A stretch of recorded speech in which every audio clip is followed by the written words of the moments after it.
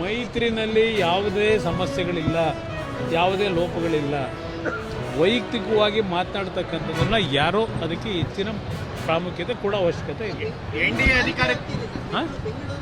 ಯಾವ ವ್ಯಾಪ್ತಿ ಅಲ್ಲ, ಕರ್ನಾಟಕ ವ್ಯಾಪ್ತಿ, ದೇಶದ ವ್ಯಾಪ್ತಿನಲ್ಲೇ ನಾವೀಗಾಗಲೇ NDAನಲ್ಲಿ ಸೇರಿರ್ತಕ್ಕಂಥ ಹಿನ್ನೆಲೆಯಲ್ಲಿ ಇದು ಯಾವುದೋ ವಿಷಯಗಳು ಪ್ರಮುಖವಾಗಿ ಬರಲ್ಲ.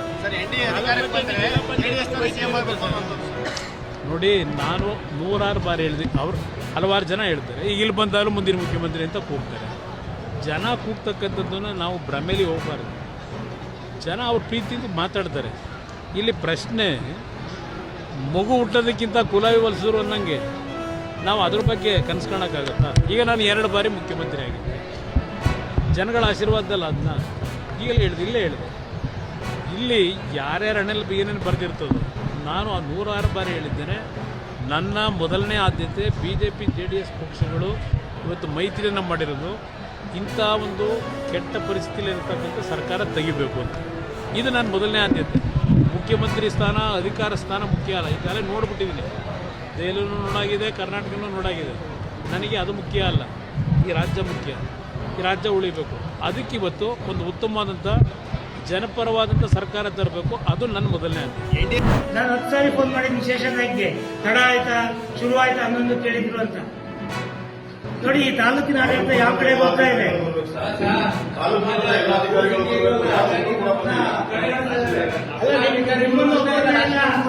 ಅವರಿಗೆ ಇಲ್ಲಿರೋ ತಾಲೂಕು ಆಡಳಿತಕ್ಕೆ ಯಾರು ಲೆಕ್ಕಕ್ಕಿಲ್ಲ.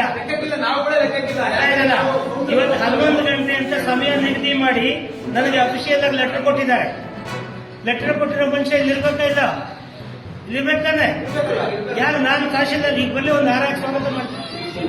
ಅರ್ಥ ಇದಲ್ಲ, ಶಾಲಾ ಹಾಕಿ ಹಾರ ಹಾಕಿ ಈ ತಹಶೀಲ್ದಾರ್ನ ಸ್ವಾಗತ ಮಾಡ್ತೀನಿ. ನೋಡಿ, ಒಬ್ಬ ಅಧಿಕಾರಿಗಳಿಗೆ ಒಂದು ಸರಿಯಾದ ರೀತಿ ನೀತಿ ನಡೀಬೇಕು ಅನ್ನೋ ಪ್ರಜ್ಞೆ ಇಲ್ಲ. ಈಗಾಗಲೇ ಮೊನ್ನೆ ನಡೆದಂತ ಸರ್ಕಾರಿ ಶಾಲೆ ಉದ್ಘಾಟನೆ ಕಾರ್ಯಕ್ರಮದಲ್ಲಿ ಹೇಳಿದ್ದೇನೆ, ಇದು ಸ್ಪಷ್ಟವಾಗಿ ಇದು ಉದಾಸೀನ ಮನೋಭಾವ. ಗೊತ್ತಿಲ್ಲ ಅವ್ರಿಗೆ ಯಾರು ಏನು ಅಭಯ ಹಸ್ತ ಆಶ್ರಯ ಕೊಟ್ಟಿದ್ದಾರೆ ಅಂತ. ಯಾರು ಹೇಳಿರಲ್ಲ. MLA ಅವರು ಕೂಡ ತಡವಾಗ್ಬಾ ಅಂತೇನು ಅವ್ರಿಗೇನು ಹೇಳಲ್ಲ. ಈಗ ನಾವು ಬೇರೆ ಬೇರೆ ಕೆಲಸ ಇರುತ್ತೆ, ಒಂದು ವೇಳೆ ತಡ ಆಗ್ಬೋದು. ಈಗ 120-130 ಕಿಲೋಮೀಟರ್ ಕೂಡ ಬಂದವ್ ನಮ್ಮ ಹುಡುಗ.